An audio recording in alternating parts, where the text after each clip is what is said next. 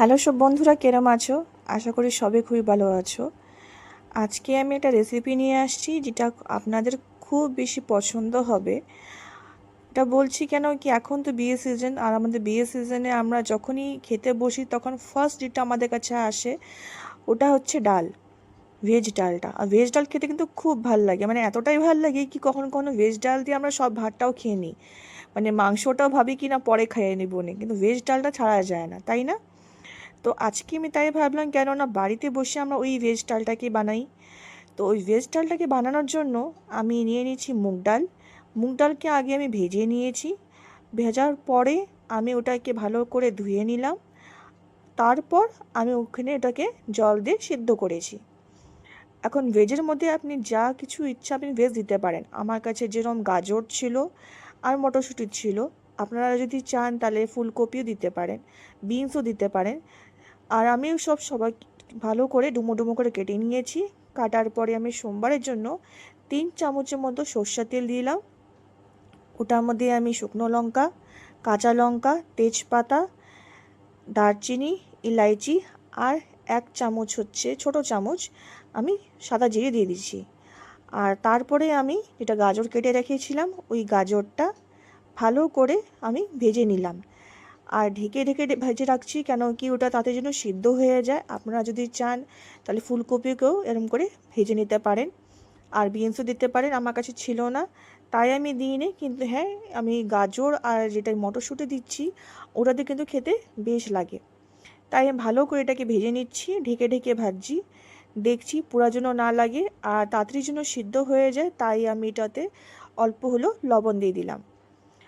আর লবণ দিয়ে ওটাকে ঢাকা দিয়ে দিলাম 5 মিনিটের জন্য। আর ফ্লেমটাকে আমি মিডিয়াম করে রাখছি। এই দেখেন ভালো করে কিন্তু নরম হয়ে আসছে। এখন আমি ফ্রিজ থেকে বাইর করেছিলাম, মানে ভুলে গেছিলাম আমি বাইর করতে লাগবে।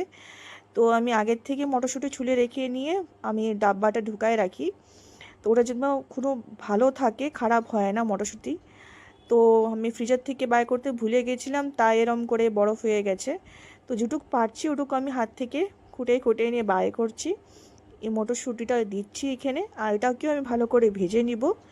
আপনারাও কিন্তু ট্রাই করতে পারেন, মানে হচ্ছে মটরশুঁটি যদি আপনারা ভালো করে খুলে রেখে নিয়ে যদি এটা কোনো ডাব্বাতে, এয়ারটাইট ডাব্বাতে যদি আপনার রেফ্রিজারেটরে রেখে দেন তাহলে কিন্তু ওটা কিন্তু অনেক মাস চলে যায় আর খারাপও কিন্তু হয় না। আর ঠান্ডা সিজনে মটরশুঁটি পাওয়া অনেক ইজি ব্যাপার, সব জায়গায় পাওয়া যাচ্ছে এখন। তো ওটাকে আমি ভালো করে ভেজে নিলাম। ভাজার পরে আমার যে ডালটা সিদ্ধ করে রেখেছিলাম, ভাজা ডালটা, ওই ডালটার মধ্যে অল্প জল ছিল, ওই জলটা শুদ্ধই আমি ওখানে কড়াইতে দিয়ে দিয়েছি।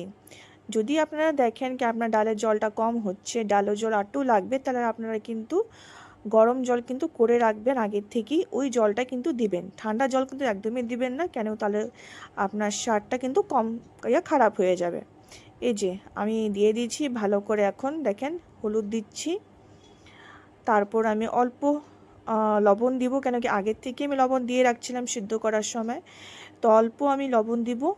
এটা আমি দিচ্ছি জিরের গুঁড়ে, আর তারপর দিব আমি হচ্ছে ধনে গুঁড়ে। তারপর ভালো করে আমি ওটাকে মিক্স করে দিব। আর ডালটা কিন্তু আমার অলমোস্ট ডান। আমি কিন্তু আর এক্সট্রা কোনো জল দিই নেই। আমি আটাটাকে আগের থেকে ভালো করে মানে কুচিয়ে রেখেছিলাম, তো ওটাকে আমি দিয়ে দিচ্ছি। আমি পরে দিই কেন কি আদা তাহলে অ্যারোমাটা থাকে, মানে ভালো একটা।